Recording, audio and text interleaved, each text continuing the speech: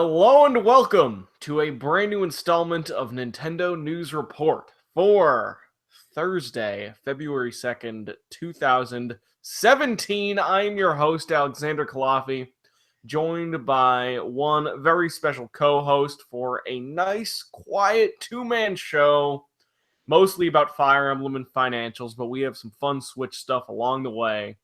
Alex Kalafi, joined by one Donald Terrio. Hello, Donald Terrio. Hello, Alex. I have a question. What if there is no tomorrow? Because there wasn't one today. Is that a reference to something? Well, what's today? Groundhog Day. Yeah. It's Groundhog Day. Okay, that's a really existential movie, isn't it? Yep. It like I think I read somewhere that like 20 different religions wrote to the director after it came out saying, "This is us. This is us." It gets real in a lot of moments. It gets to the human psyche in a lot of weird ways for a Bill Murray movie. But Yeah. that's beside the point. Our big topic is that Fire Emblem Heroes came out on iOS and Android today. I'm in chapter 6. Donald is in chapter 1. Let's talk about it. Before I say what I think of the game, and if you follow me on Twitter, you already kind of know what I think of the game. An observation I just made a second ago is that Fire Emblem Heroes is exactly Super Mario Run, except instead of it being New Super Mario Bros. Gameplay, it's Fire Emblem gameplay. And with a little bit more luck base because of the mechanic of character recruitment in that game. Well, yeah, because instead of you paying $10 and getting all that content, and in a decent way of getting all that content, now it's free to play, which brings us to one of the worst elements of Fire Emblem Heroes, and that is the free to play elements. You got the gotcha stuff where it's randomized what quality of hero you get because the way you recruit characters, one of the main ways, is by using orbs, which are premium currency, to get heroes that are ranked from 3 stars to 5 stars. The 5 stars you have a 3% chance of getting. The 3 stars you have like a 56% chance of getting. 4 stars like 30%. And anyways, that's the main way you recruit characters is through blind bag gotcha style. In addition to that, the orbs that you use to get these, even though they're accessible in the game and you can get 10 free on my Nintendo, they are outrageously priced. For what is it, like 10 to 20 characters, you're basically paying the price of one of the 3DS games. Yeah, and I think the best value option that they have on the at least on my store is $105. Yeah. That's if you're completely insane and want to get all of the characters as quickly as possible, then you can drop $105 on orbs and probably still not get all the good ones. Yeah, in the US it's like 70 something dollars for the 130, which is still not that much. Like I would hope that for 70, $80 US that would at least be 300 orbs, 400 orbs, 500 orbs. Some outrageous number where like you will never need orbs again. But the amount they give you, you could still spend every orb and not get a 5-star character, I'm pretty sure. Yeah, I rolled the full set of orbs, used about half of the stock that I had, and I think my best was a 4. Yeah, I get usually I've done it. I've done like 2 loops. I got 2 4s one time. I got 1 4 a second time. And then there are these people on 4chan who are resetting the game constantly in order to get 5 stars. And then that leads to problems where they're like, okay, now I have 2 5-star focus Marths, and they're dealing like 30 damage per hit in the first level. So it's a free to play game. The UI looks like a free to play game. It has a lot of the unsavory stuff about a free to play game, Oh, but this is from the developers of Final Fantasy Record Keeper, which is a game that I heard a lot about, but I tended to avoid because the free to play was so pernicious. on the other hand, Fire Emblem Heroes, you don't have to pay any money to get all the content, and it is more content than Super Mario Run. Yeah. The one downside is that there's a stamina bar, and it's kind of a pain in the ass to refill. The only way to refill it outside of getting like very limited stamina refills in the game is spending my Nintendo coins. Yeah, which really you basically get a stamina potion every time you complete a chapter. And if you let the stamina recover, you'll probably have enough to do a chapter in a shot. So I think the hard part's going to be if you actually want to get the 5-star characters that they're pushing in front of your face, including Takumi, fuck that guy, Yeah. who because that's where they're probably going to get. That's where they're going to get a lot of people with the money, is getting those characters that they want to have. Yeah. Adam Servo in the chat asks, "It's good." We are getting into that in just a second. Before we do that, I just want to lay out the structure of this game, because it is a lot like Super Mario Run, in that you have a story campaign where there's a story, and then there are levels, and then there's the Toad Run-like mode, which is the arena battles, which is the exact same thing. You beat the ghosts of other real players. Yeah, like you can pull off your friends list, or I hadn't registered any friends. I went into the arena, fought a rando in Japan, and beat them pretty handily. But Right.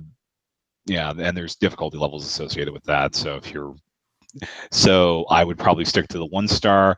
My 1,000-hour playing of Fate's roommate would probably go for the 3 stars if he had a compatible device.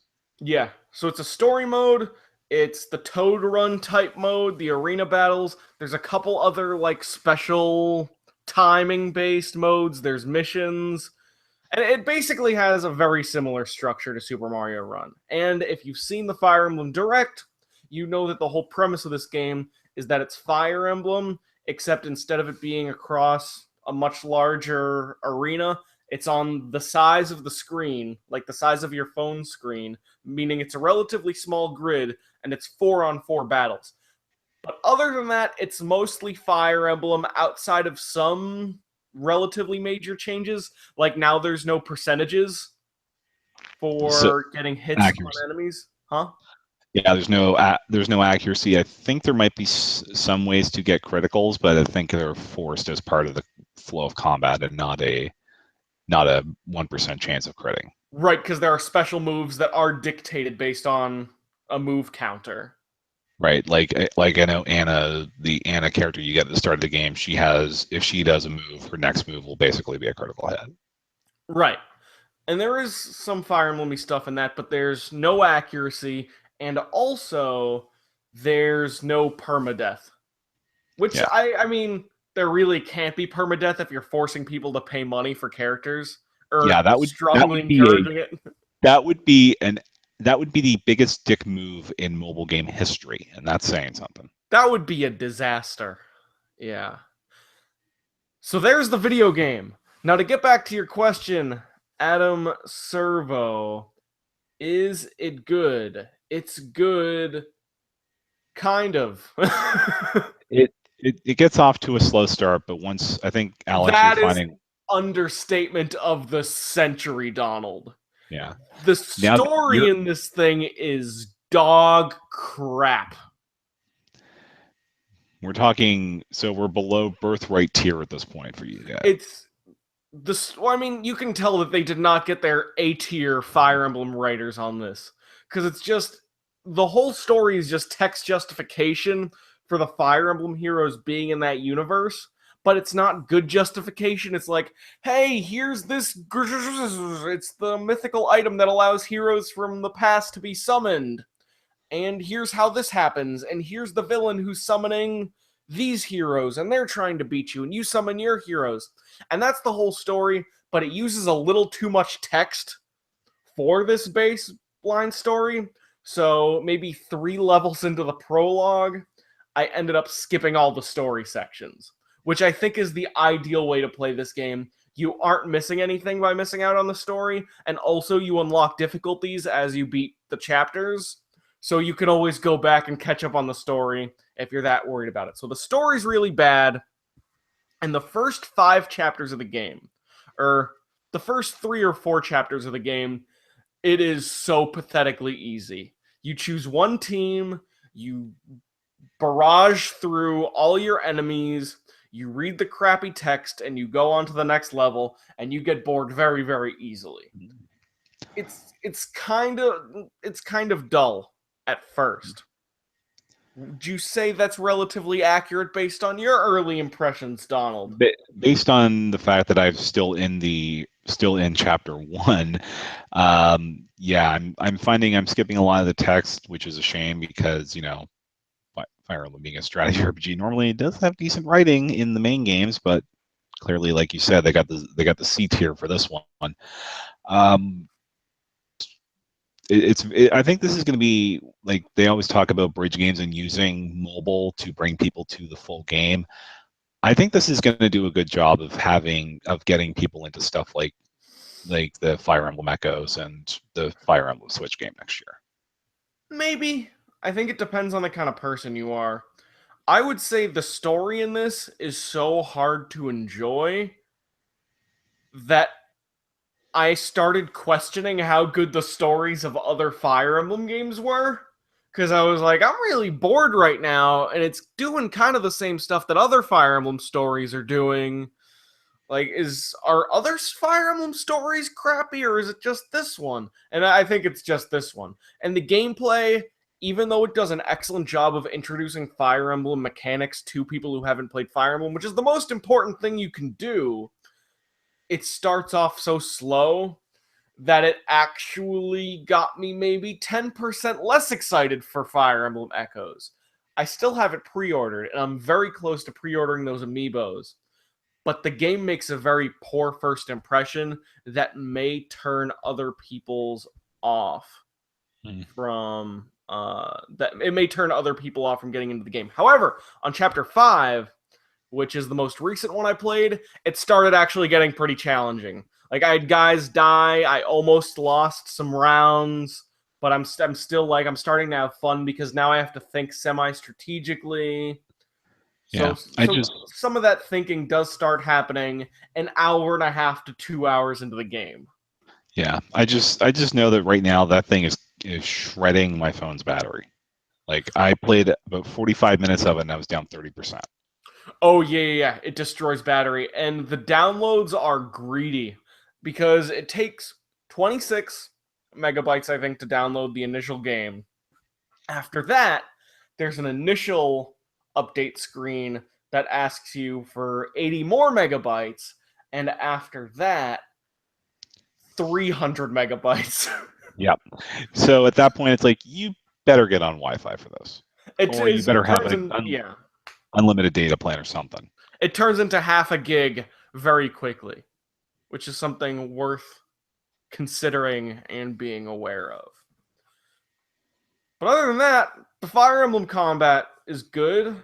Like, they managed to put Fire Emblem combat onto the small screen. It's just a very easy, simplified Fire Emblem that gets off to such a slow start that I wouldn't be surprised if the game had a certain drop-off rate from people who've played Fire Emblem games before.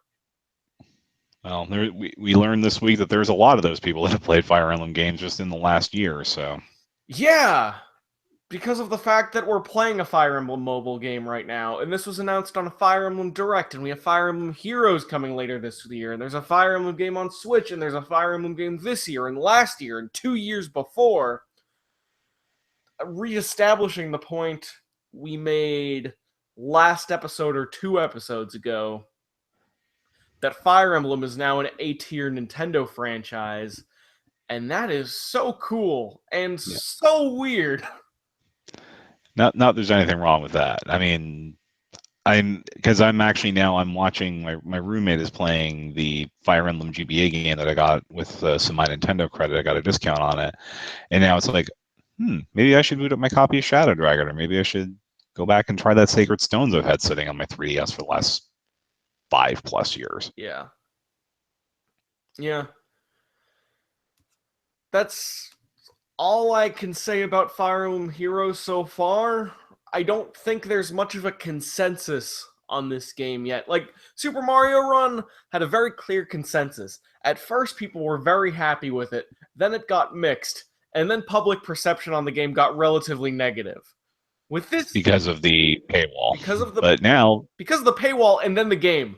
The game ended up like people started shitting on the game given enough time for Super Mario Run, which I'm not saying is justified, but you've seen it too. People were positive on Super Mario Run at first, and then public opinion on the game completely plummeted, I'd say. It flatlined, yeah.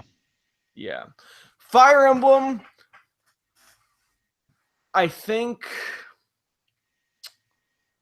it'll be seen as all right. I think it'll be seen as better than Super Mario Run. I think it'll be yeah. And that would make it the best Nintendo fully published mobile game by default, pretty much, because the other option's Miitomo. Right, it would be Miitomo. I think it's going to be seen as a better video game than Super Mario Run. I think it'll get downloaded more times. No, that's not true. No, the download numbers for Mario Run are insane. It's just the conversion rate for the full game is kind of low. I could see Fire Emblem making Nintendo comparable money to Mario. I could see them making similar amounts of money because for a Fire Emblem fan, I could see people like your roommate, Donald, dropping the $70. I don't think he will, but it's more of a matter of he doesn't have a device that can really play it right now, and he's the kind of person who plays a free-to-play game until the paywall kicks in and then drops it. He did the same thing with Pokemon Shuffle and Pokemon Picross. Right. Okay, that's fair. From my excursions on 4chan's V-board tonight just to see what people were saying, I did see the occasional post that was like, I already spent $50 on this thing. I just spent $10. Which is weird because the other half of the posts were talking about ways to pirate the game. which are the two people you're going to get on 4chan. People looking not to buy video games at all, despite the fact that it's a free-to-play video game. And people who spend way too much money on it because they need their waifu fighting simulator. Yeah. But those are my initial impressions. It gets off to a very slow start that puts a very sour taste in my mouth. It's gotten slightly better, and we'll see where it goes from there. And keep it locked to Nintendo World Report, because it's sure at some point in the next few days we'll have a full review for the game. Someone's going to review it, I'm sure. Someone will. Okay, that's all we have to say about Fire Emblem. People are talking about the Switch, of course. Heart Donor saying 1 more month till Switch. And we will be talking about Switch very soon, except first we have a little financial talk. Yeah, so Nintendo had their results call after the close of business on Tuesday in Japan, and they actually did pull a profit largely because they sold about 13 million copies of Pokemon Sun and Moon in 6 weeks. Million, which is... It sold more copies of Pokemon Sun and Moon in 6 weeks than the Wii U did in 4 years. Yep. Which at first I'm like, that's not fair because Pokemon's $30 and the Wii U's $300, but it's still pretty bad even when you think about it that way. Yeah, it's already past Omega Ruby Alpha Sapphire, which came out 2 years ago, and by now it has probably outshipped X and Y, which are still shipping pretty well because of the Pokemon Go effect. Do you think new copies of X and Y are still being made? I would assume so. I mean, if they're going to keep selling, Nintendo's going to keep printing them. Yeah. And the sales of I think X was in the top 10 for 3DS games in December in the NPDs, and the Pokemon Go effect is real with these things. Yeah. You ever think about how the 3DS has lived a full life and it feels like the system came out 1.5 years ago? Well, I mean, we're what, 2 years removed from the new 3DS launching in North America, so that almost makes sense, actually. No, it makes sense. The system's had a full lifespan. It came out in 2011, which is in about a month, that'll be 6 years, which is plenty of time for a system. One of Nintendo's best handhelds yet, if not its best handheld. It's just amazing because I can remember the launch period of that system so vividly. I can remember every step of that system's life so vividly. And it doesn't feel as old as it is. Like, it doesn't feel like a system that has 3 Pokemon games out on it. It doesn't feel like a system that has these 3D Zeldas and this Zelda and a 3D handheld Mario and then like Yokai Watch and then all these other crazy games and all these like PS2 ports. The 2 Shin 3DS, Megami Tensei games. 2 real-ass Shin Megami Tensei games, a Persona game that's kind of an Etrian Odyssey, but like also 3 other Etrian Odyssey games, a soon-to-be 4. Come on, John, get on it. Let's hear it. The 3DS has lived a full life. And Yeah. as we talk about the Switch and as we talk about the 3DS successor business, which we're going to be talking about soon, it's just amazing to me to think that the 3DS was born, lived a life, had a lot of great games, and is now, in the words of one Ethan Einhorn on Player One podcast, sunsetting. So, And it's the only Nintendo system standing right now because the Switch isn't out yet and the Wii U's been discontinued yeah. everywhere. The Wii U has been discontinued everywhere. That is relatively new news. That just happened in Japan like a week ago, right? They basically announced it with these results that, yeah, the Wii U's done, and the Wii U's been done in North America since November, honestly. Which means Project Giant Robot might not come out. Oh, no, it's been confirmed canceled. It's done. I give it 50-50. I know. That thing's done. It'll get revived. It'll turn into something completely different that we don't even recognize probably in 2 years on the Switch. I wonder if it was fun. If Neil was on the show, I would ask him if Project Giant Robot was fun, because it didn't look that fun. It theoretically sounded fun, but when like I watched the video that we posted from the E3 demo, it just looked clumsy in the same way Star Fox Zero kind of looks clumsy. Yeah. I think what happened was someone from Nintendo, like Satoru Iwata, went up to Miyamoto and went like, hey, you're the only guy who can do this. We need you to come up with ways that justify the Wii U gamepad. But they basically told Miyamoto to come up with ways to justify the Wii U gamepad after the Wii U had already come out. Yeah. And like this is like, and what seemed cool back in 2013, 2014 actually kind of looks forced with a little historical perspective. And the sad thing is, I mean, you know, of those 2 projects, one of them actually did come out and was a pretty fun game. Yeah, it was presumably pretty fun. I have Sure. it. Yeah. You have it. It's probably still sealed at this point, isn't it? Yeah, I think it's still sealed. I never opened it. Star Fox Guard was a good video game. Yeah, I liked it. It was shockingly good as a local multiplayer game, actually. Oh, there you go. In addition to that, we are still waiting for updates on Kawashima's brain training. For Europe only. For Europe yeah, only. It's like at this point, that is, now that Project Giant Robot is gone, that is now the official Nintendo release calendar running gag. It is, and it's still pretty funny every single time I see that it hasn't been canceled. It's like, what are you doing, guys? But yeah. And then so sad too, because Brain Age Concentration is one of the most badass 3DS games. It's not one of the best 3DS games, and it is not a perfect 3DS game, and it's a game that'll make your head hurt if you play it for long enough. But if you've played Brain Age Concentration, Donald, that game is badass.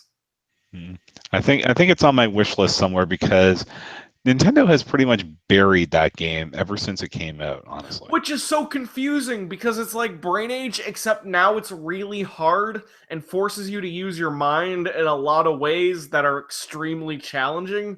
Like it's Brain Age Concentration has a lot of mini games that are like, remember what, okay, 3, 2, 3, 4. And after he reads off like 4 or 5 numbers, now you have to start remembering what Dr. Kawashima said 3 numbers ago.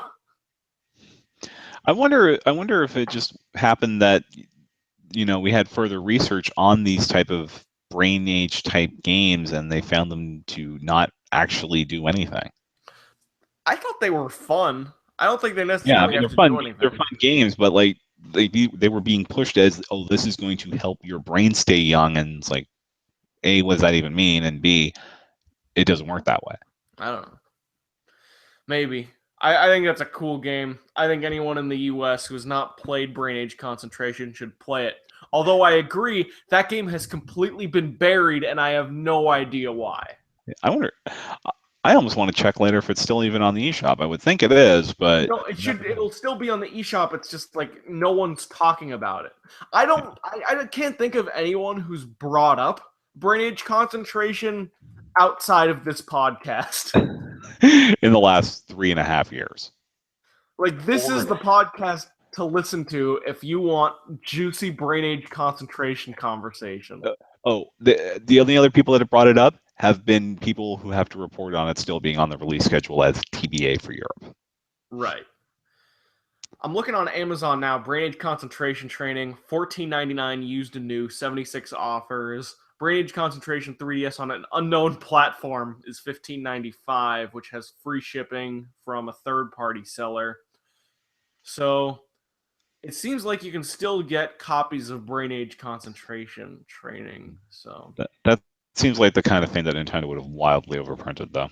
So if you want some brainage, I fully recommend it. And also it has Dr. Mario in it, so how can you go wrong? Or excuse me, Virus Buster. Yeah. So Nintendo did make money. They've actually raised their expectation for profit for the year on the back of strong Switch pre-orders and the 3DS doing way better than they expected. Was this the time when Mr. Kamishima said that he expects the Switch to sell roughly the same as the Wii? I think he's high if he thinks that, but well, we'll find out. Watch it sell 25 million this next fiscal year and make me look like an idiot. But that was in an interview with I believe a Japanese newspaper. That was as a result of these earnings coming out. Like they had their big strategy meeting on Wednesday Japan time, Tuesday night our time, and then Kimishima did a round of interviews with places like Nikkei and and other Japanese newspapers about it. I see two paths for the Switch. I don't see the Wii path. I see two paths for the Switch.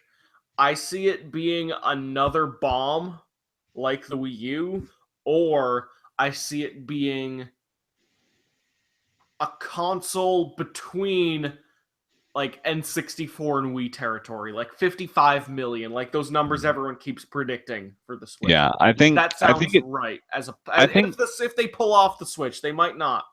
Yeah, I think it basically it'll come down to, do they have Pokemon? If not, then you're probably looking at a floor of Wii U and a ceiling of, I don't know, N64. But if it does get a Pokemon generation to itself, then you're probably looking at a floor of about somewhere between GameCube and N64 and a ceiling of about the 3DS. Heart Donor says Wii U is still alive. LOL. Yeah, they got to sell 40,000 more of them in the next 2 months, I think, to meet their financial expectation for the fiscal year. And I think they've crawled to that in Japan by now. So yeah, that should work. You know what would be a good video or a good graphic? And I'm saying this as someone who does not know how to make graphics or videos.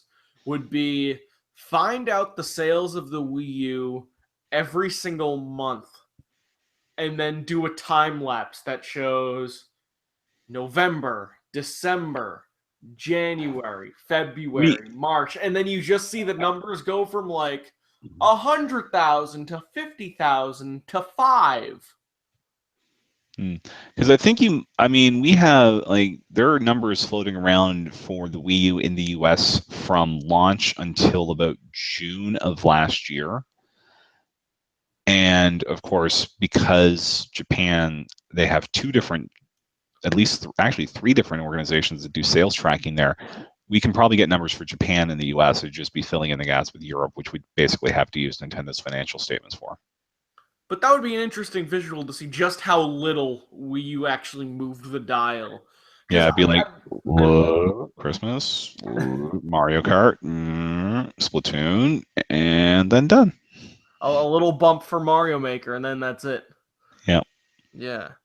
I wouldn't, if you told me the Wii U sold 70 or 80% of its systems within the first year or two, I would so believe that. I don't think that would have happened because simply because the Splatoon bump in Japan That's true. and the Mario That bump Maker. might be a millions, not a hundreds of thousands thing. Yeah, and like it boosted like the baseline for the Wii for about a year and a half was 20 to 30,000 a week, where it was like 10 before. So if you're doubling Wii U sales for at least a year, that's gonna put a good run into its sales. And plus you have the I think its best Christmas I think still was 2014 Yeah, maybe you're with right. Smash Brothers. So What else are we talking about? I think that's all we have for sales, but we can talk about some other stuff. For instance, moving on to Switch news, because I know everyone wants to hear about Switch news. I keep thinking Dr. Kawashima, but no, Mr. Mr. Kojima. Kawashima said that Switch Online was going to be 2,000 to 3,000 yen, estimated 1,750 to 2,650 US dollars, but that'll obviously be 20 to $30 just because that's the way the Switch console pricing was. And that's roughly where I predicted it. I don't know if I predicted it on this show, but when I was thinking, okay, if they're giving away one NES game a month, there's no way they charge $50 for this thing. Yeah. I think because they would need to get people used to the idea of paying for online on a Nintendo system. So they need to bring the content that would justify paying for, justify an online paywall, and then running the subscription back. Because I actually, there was an incident on another show that I'm on where we lost part of our prediction segment. And originally I had said that the online cost would be half of PS Plus. And then this came out before we did the retake. So, yeah, that. Yeah. So 20 to, I mean, if we assume 100 yen to the dollar, which Nintendo usually does, especially with the Switch system pricing, then yeah, 20 to 30 bucks a year. Ideally, they put that to 20 because it realistically, the main games that people are going to play online would be Mario Kart, Splatoon, and what? Pokemon, if Yeah.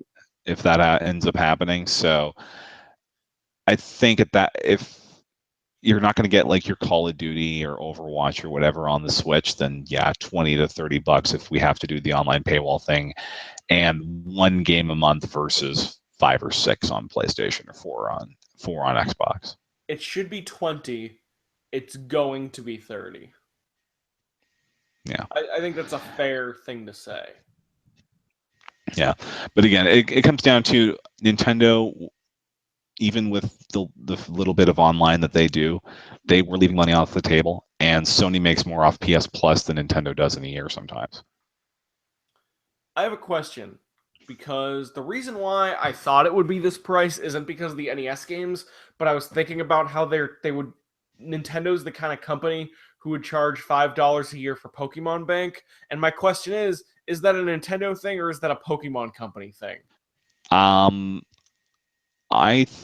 mean, somebody's got to pay for the storage space. I mean, it can't be all that much, but given the amount of people that are probably using Pokemon Bank as we speak, it's not, I think it's just $5 a year, just what it would cost per user to run the servers No, or to but run the storage for it.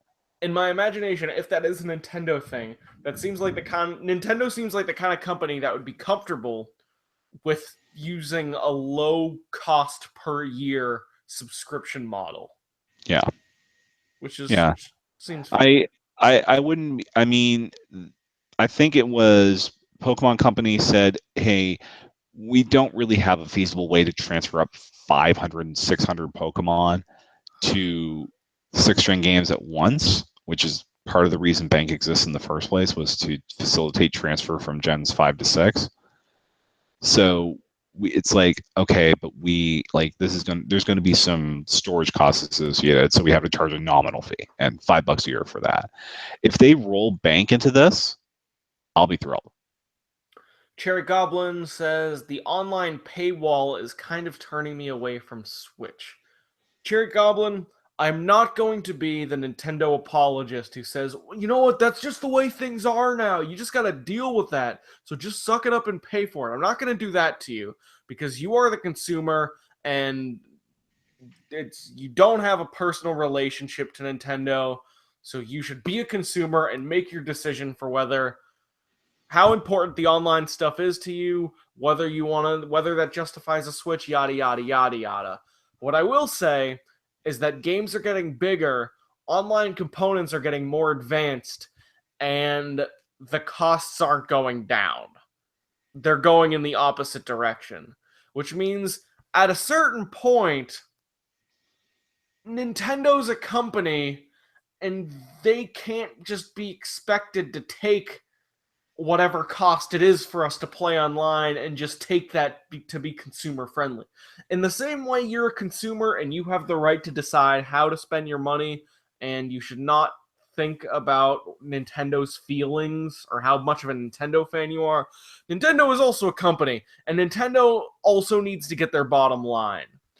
So, And they have shareholders who are looking at these balance sheets of Nintendo and Sony, where Sony's pulling in a huge chunk of change every year from online rentals and game rental, and it's like, why are you not doing this? so you're right that it sucks, Jared Goblin. You are Yeah, absolutely right absolutely. that it sucks. What I will say is that keep an open mind because these things, I think there's a reason why there's the paywall, and I think it's probably a reasonable reason. And And even TRB, yeah. and Nintendo, I mean, even if you don't have the multiplayer, hopefully they're still bringing enough single player content on these games that you can go without connecting online, and you still have a high quality experience, which that's their game. If anyone, Hopefully, we'll see how we'll Nintendo see. Network on cell phones works out. Yeah. TRBR adds, if I get half the value of PS Plus, I'll be okay, but I feel like we'll get 1/10 the value for one half the price. That's kind of how I feel too right now. Mhm. You got the I mean, online. Yeah, go ahead, Donald. I'm gonna have to buy it for. Oh, we both will. Everyone on the site's gonna buy it. Even if I wasn't on Nintendo World Report, I'd still buy it because I'm still like, even as I criticize Nintendo, I'm still a fucking Nintendo fanboy. Of course, I'm gonna Yeah, buy it, right? yeah, but if there's nothing there to justify it, then again, hopefully Nintendo is producing enough value in the single player games that a Switch is still worth it, and you can. I mean, I barely played Splatoon online as it was except for Splatfests. Right. I, Yeah. TRBR makes a good point. You got these NES games that you don't get to keep. You got the online, which has never been the strongest feature of any Nintendo game outside of Splatoon and Mario Maker, which, in addition to maybe Smash, are the three first games to ever really justify online in a Nintendo game, outside of Pokemon and Animal Crossing, which are kind of doing their own thing. and I'd say Mario Kart 8's online was really good too. That's true. I Okay, I never. Nintendo has had a handful, but at the same time, they're not competing with Sony and Microsoft for having Well, they're not. super competitive online services. They're not competing with Microsoft and all the third parties that are on Sony. Let's face it. Microsoft is barely competing with anyone anymore. Coming soon to OS 10, Halo Wars 2. Yeah, no kidding. Touch the touch bar, get all units. Yeah, but they are. TRBR says yes, they are competing, but also competition looks so weird as a video game console 2016 and 2017. But how I agree with you, TRBR, is that they have these NES games you don't get to keep, making me pay for Wrecking Crew that goes away after a month and might have online play, might not. I think that might just be Super Nintendo games. You got the online stuff that is not the strongest part of any Nintendo game. You got the fact that the online is going to be handled through phones, which a lot of people are like, that's an interesting way to do things. I guess we'll see how it goes. That sounds like a pain in the ass. In the same way, the gamepad is kind of a pain in the ass, and in the same way, setting up the sensor bar is the pain in the ass on the Wii. The pain in the ass of this Nintendo console generation is going to be the online service for the Switch. Because there's always some pain in the ass with a modern Nintendo console. And it's a cool gimmick, but it is a gimmick that makes it a pain in the ass to use that's not just using a controller and turning on the TV. Switch's pain in the ass is going to be the Switch online service, and they're charging for it, and all this other stuff. So I do think it's going to be a tenth the value for half the price. But hopefully, I'm not saying they will, but maybe they have some killer application in this that we'll find out later. Because remember, this online thing doesn't launch until the fall. Right. Probably with Splatoon 2. It soft launches much in the same way the console does. Yeah, and I mean, hey, Mario Kart 8 Deluxe will be out before that, and it will have free online, so fire it up. Heart Donor says, if I could get GameCube games on it, I'm sold. Low-key, Heart Donor, I actually totally agree with you. GameCube games are maybe my most anticipated thing on the Switch right now, outside of Mario Odyssey. Mario Odyssey, Zelda, and then GameCube games. Because GameCube games are not necessarily the easiest thing to play if you don't already have a GameCube or a Wii that's set up or like all this other stuff. Having a GameCube virtual console that you could download GameCube games on would be super, super nice. Thousand Year Door, Fire Emblem, Skies of Arcadia, Super Mario Sunshine, Super Smash Brothers Melee, Baten Kaitos. It does, and then Eternal Darkness was also GameCube, right? Yep. Yeah. So there's a lot of cool ass things. TRBR, yeah, GameCube games would be part of that half the value. Yeah, but it's still kind of awesome. Hopefully Nintendo takes the fact that we're paying for this as an opportunity to step up their discount game, because the new My Nintendo rewards are like, and the fact that we just had a permanent price drop on The Last Guardian, which came out in December.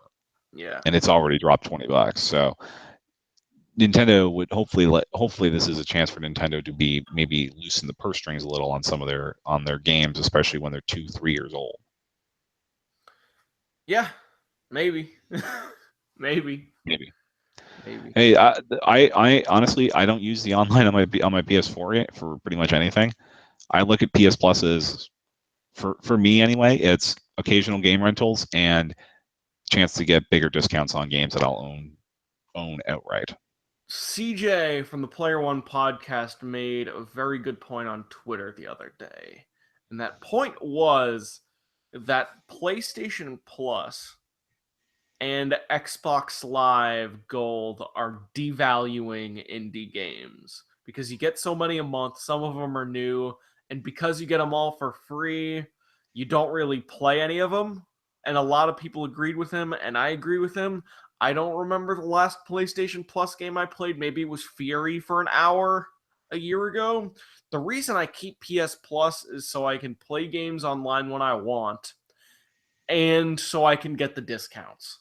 I actually prefer the discounts I get on PlayStation Plus to the free games I get on PlayStation Plus. Partially because PlayStation Plus has consistently been putting out garbage as its free games.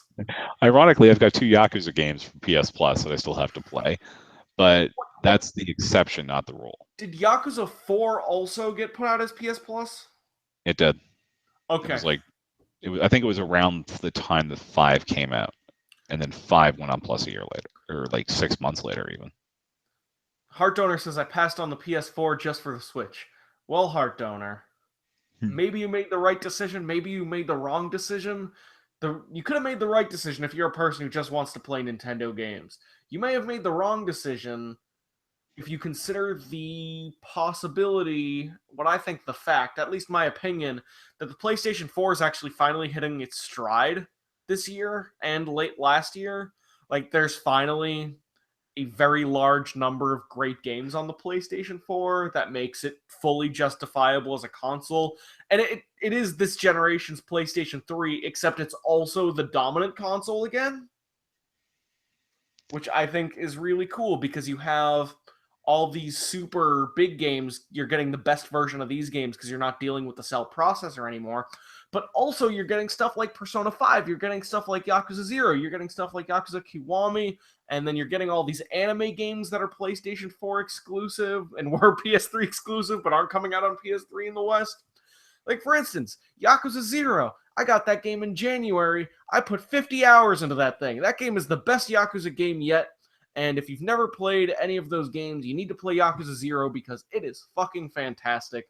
And I can think of like 5 or 6 games I've played in the last year that are like tremendous games that I only played on the PlayStation. Yeah, so you get the full story for Final Fantasy 15 in March. You get Persona 5 in April, and then once you've beaten both of those, Final Fantasy 12 actually Makes Sense Edition comes out in July. And you got Horizon in February, which sounds like it's a good game. You got Nioh, Nioh, which is a PS4 exclusive, which came out today. Or the reviews came out today. I think it comes out on Tuesday. Okay, got me there. So that game comes out on Tuesday. You got the Berserk Musou game coming out next month, which is the most anticipated game of the year. Not really, but that is a pretty cool game if you like Berserk. And then you have God of War coming, which looks really sick because it's like God of War Dark Souls.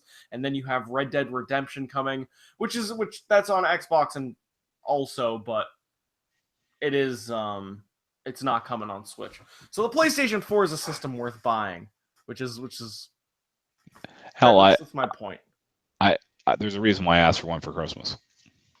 Sometimes on this show, I feel like Alex Jones. Have you ever seen Alex Jones talk, Donald?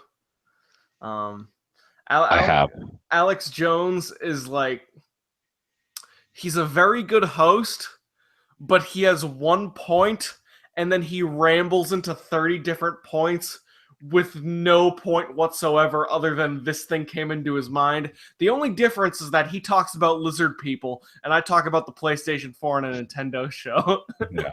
TRBR mentioned the WebM of Alex Jones talking about how the government's turning the frogs gay, which is a pretty special thing. Yeah. If any of you guys are interested in this kind of thing, just crazy ass political commentators, Alex Jones was on Joe Rogan's podcast today or yesterday, and it was 3 hours and 45 minutes of magic. That's all I'm gonna say. Donald, what were you gonna say about this nonsense I'm talking about? Well, hopefully, Nintendo is trying to get out there with all this huge marketing budget that they announced at we're talking about Nintendo still? We're trying to bring this back to the point of the show. Yeah. Go ahead. So Sunday night there's a somewhat important football game on, and during the fourth quarter of said football game, there's going to be a 30-second ad for the Switch, which that costs a lot of money, but it also gets it in front of a shit ton of people. Well, it's not exactly an ad for the Switch. It's more an ad for Zelda, but in the it's context of the Switch. Yeah, they're emphasizing Zelda. Like we had mobile games they advertised on the Super Bowl a lot in recent years, and they had the Pokemon ad last year. But this, I think, is the first time Nintendo has done an ad essentially for one game in the Super Bowl, which, by the way, is 19 of the 20 most watched television programs in the history of the United States. Yeah. And hey, I could see the ads if I actually had cable. Isn't something else happening that the president is going to be handing the Super Bowl trophy to whoever wins? Is that at the game? That I don't think that has been confirmed. Oh, that's just the thing that's been talked about? That's been talked about because there is a 50% chance that the commissioner of the National Football League is going to look like a complete ass on stage when he presents the Super Bowl trophy.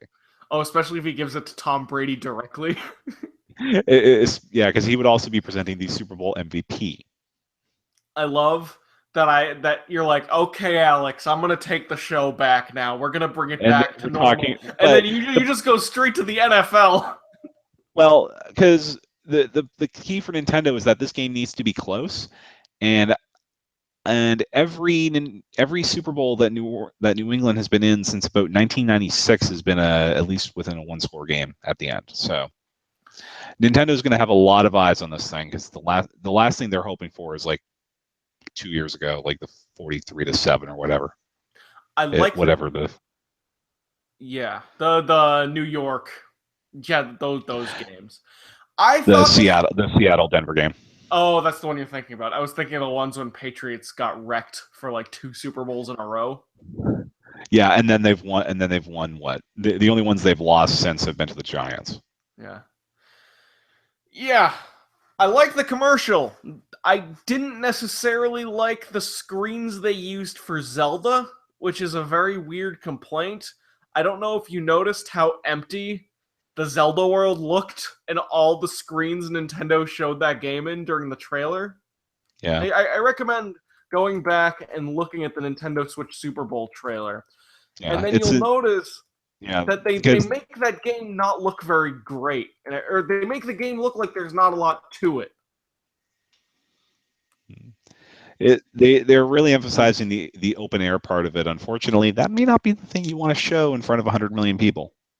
Right, you want to show a lot of stuff on screen. Not like Muso, a lot of stuff on screen, but you want to make it seem like it's a living, breathing open world with a lot of stuff. A lot of stuff in the same way you would have in The Witcher or all these other games that sold 5 million or 10 million copies. Yeah, they're showing the Imagine Dragons. It shows Link and there's nothing around him. It shows Link and there's a giant monster and nothing else around him. It shows the Switch get docked. It shows Link one monster and nothing else around him. It shows Link one monster and nothing else around him. It shows Link and nothing else around him. Yeah. Yeah. I just realized that was actually Imagine Dragons. So that's a nice callback to when they did the Zelda thing at the first Game Awards, actually. Yeah, it's a new Imagine Dragons song too. I wonder if it was made for the trailer. It had come out on like a day or two before. Yeah, like it rolled out on Tuesday, and then this thing was announced on Wednesday. So, yeah, but I'm still kind of worried about Breath of the Wild though, and I'm wondering if it's not going to review as a Zelda game normally reviews. I think it's going to review as a Zelda game normally reviews. I think you just forget how a Zelda game normally reviews. But oh no, I'm well aware of how Zelda games review, especially on this website. But I have the feeling that this is probably going to end up with about a 10-point split between, or like a 10 open critic point split between what we give the game and what multi-platform outlets give the game. And I think this might end up in like the 80s. I remember like Donkey Kong Country Tropical Freeze, how that game was like, here's an 8, here's a 9, and then GameSpot gives it a 6, but they actually have a decent review about it. And then you have Mario Kart 8, and it's like, here's a 9, here's an 8, here's Best Mario Kart, and then here's Neil's 7.5, which I still think is the most accurate score for that game at the time of its release.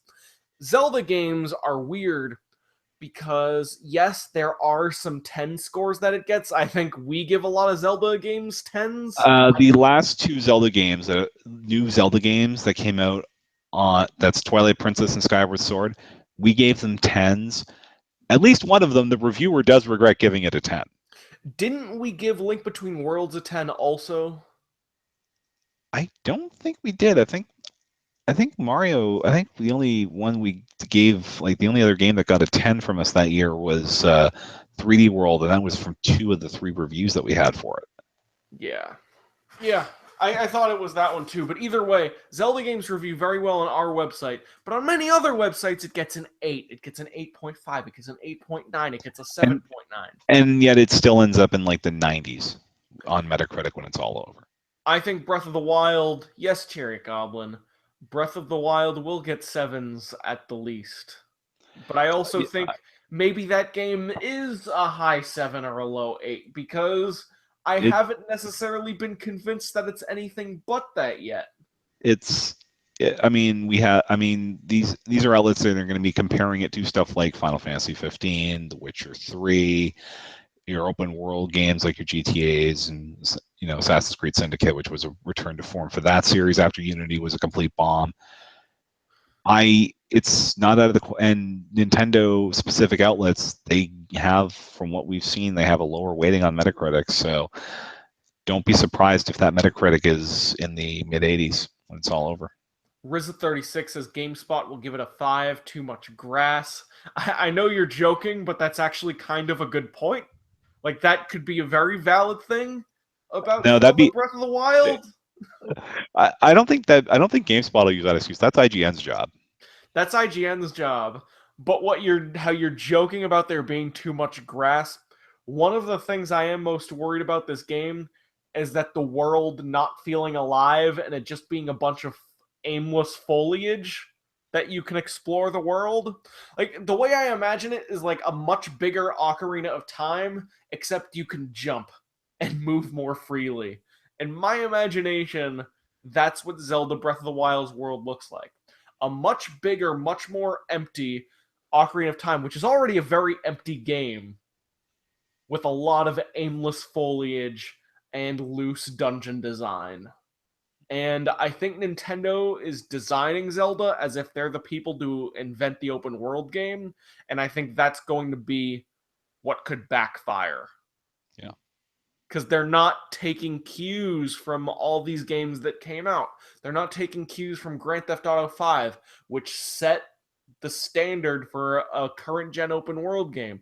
It didn't take any cues from The Witcher 3, at least deliberately, which also set the cues, or Metal Gear Solid 5, or even Final Fantasy 15, which came out more recently. But there were all these extremely well-made open world games that they should be taking cues from that they aren't necessarily. Cherry Goblin, could you compare Breath of the Wild to Xenoblade Chronicles X? I wish I could if my copy of Xenoblade Chronicles X wasn't still sealed. But Donald, maybe you could take that question. I've only played Xenoblade, but Xenoblade, at least there was enough things in the environment that at least it felt like a living world, even if you were just doing a fetch quest at the time. So with Breath of the Wild, I don't know about that. But then again, I've also been down on this since E3. So maybe when I play it, I'll feel differently. I have slightly critical expectations for The Legend of Zelda Breath of the Wild, which makes me hope that this is going to be a really wonderful Legend of Zelda game. Because if my expectations are low, and boy will they continue to be low until the game comes out, and then it ends up being an amazing Zelda game, then that just makes everyone happy. I'm very excited to be wrong about this. RK says, aren't they based on the same engine? Yes. And They did. also, it was confirmed that Monolith Soft did have a hand in developing Legend of Zelda Breath of the Wild. They're not the developers, but they did help out, maybe in like a Ubisoft kind of fashion, how so many studios work on one game. Yeah.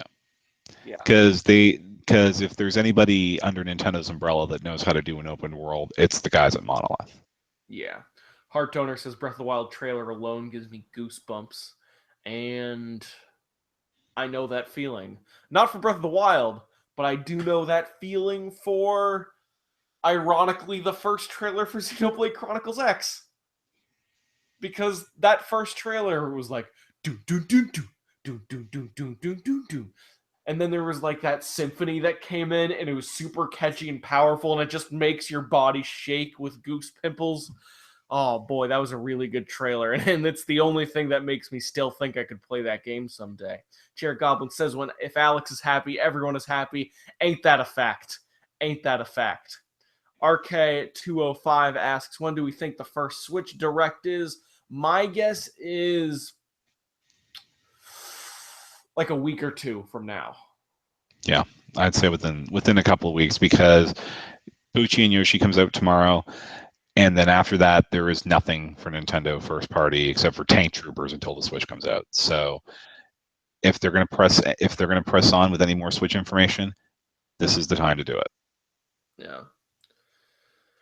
Yeah, let's talk about Don't our. Yeah, go ahead, Don. don't make me cancel my pre-order, please, Nintendo.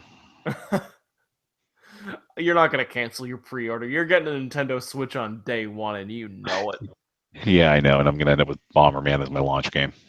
it. Your one launch game. You're not getting Zelda. I'm getting it on Wii U. It's way cheaper. Okay. All right. We have one more thing to talk about that's interesting. So, how do I pronounce this guy's name? Uh, Mr. Toto. Sekran Toto. He's a Sekran Toto. yeah, he's a well-connected Japanese analyst who posts on it, who actually posts on Twitter in English, so he's very handy as a source. He was there at the sales financial stuff, and he made a point about something Mr. Kamishima said. He said Nintendo President Kamishima is quoted as saying he considers a 3DS successor because he sees a need and market for it. Now, there's been some disagreement on what this quote means. Some people think it's like, maybe it's just Nintendo looking for, like, Kamishima's kind of suggesting that they're just looking to the future and anything's a possibility, or they're actually deliberately saying that there's still a market for a 3DS successor. And then Aonuma was quoted more directly that there is a possibility for a 3DS successor. The point here is, if I had to read the room on this, I don't think Switch is going to be Nintendo's one console.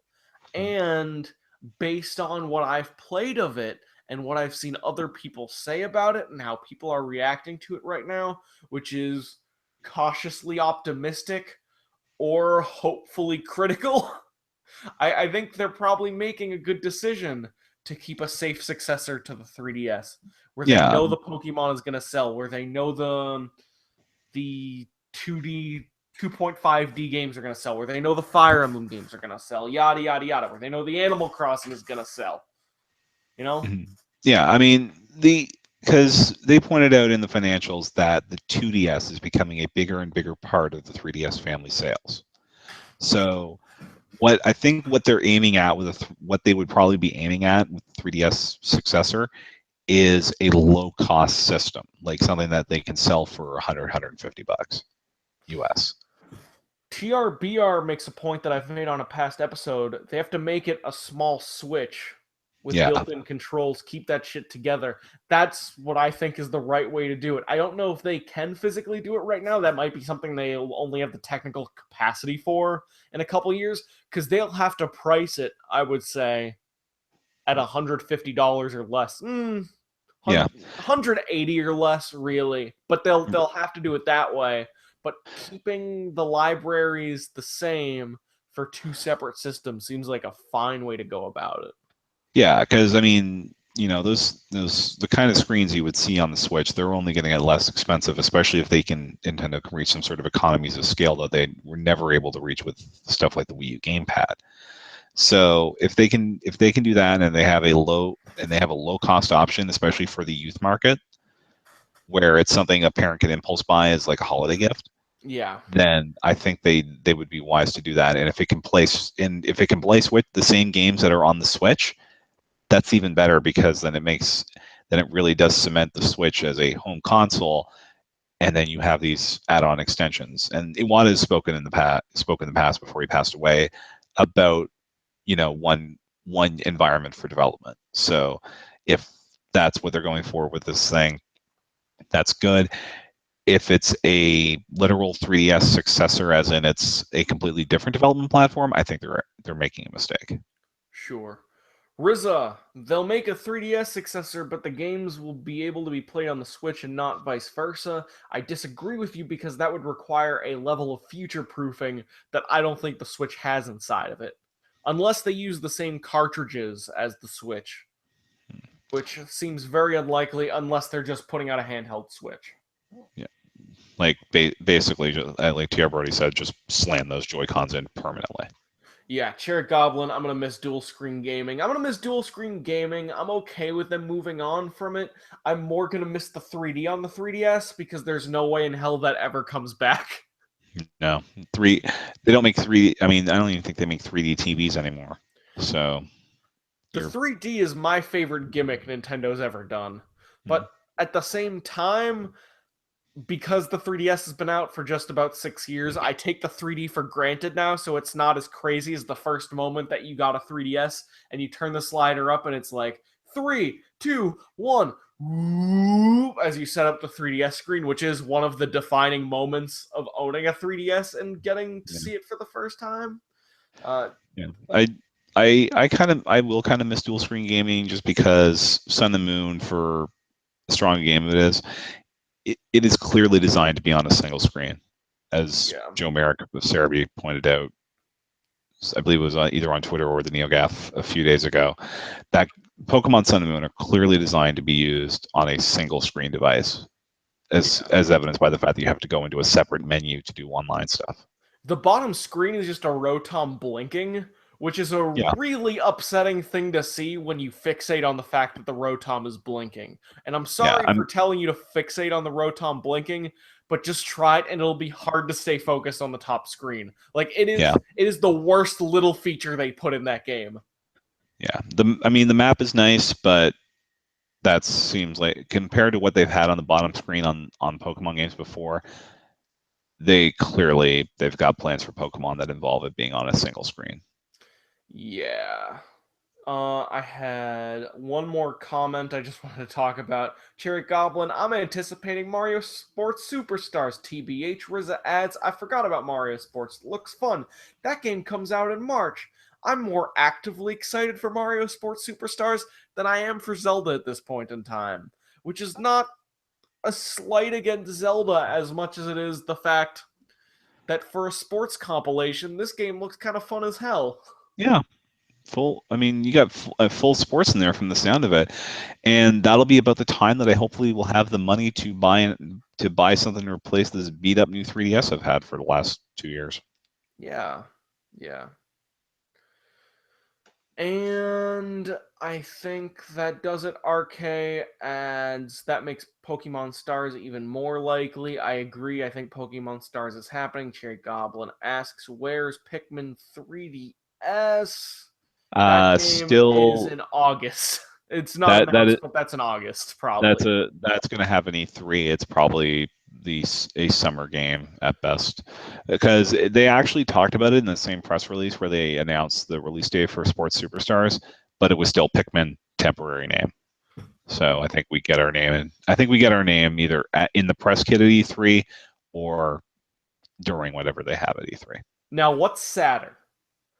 Pikmin 3DS is Nintendo's one holiday game for the 3DS. Or they treat Pikmin 3DS as the hey, it's E3 and this game is out today. Like, what would be more sad for the state of the Pikmin franchise? Uh, Probably it being the holiday game, Really? because I think Rhythm Heaven actually got some push from being the it's out right now at E3. But besides, I think there's something that is a handheld game, but that's going to be your it's out right now at E3. What game are you thinking about? Mother 3. Oh, yeah, whatever. Like, that game will probably come out, but it's, like, not even a big deal. Because I think 80% of the people who actually really, really want to play Mother 3 have already played it. I am actually in that group that hasn't. I Okay. I did get the fan translation. I even had a way to play it on a DS Lite, but I don't know. It didn't feel right. I want to end this show, but I just want to say how funny it is that Cherry Goblin is referring to Pikmin 3DS as the 3DS Swan song. Well, I mean, well, then again, there's probably Yokai Watch 3. That's probably it. That and Lady Layton. That's like the 3DS sunsetting with Chibi Robo Ziplash.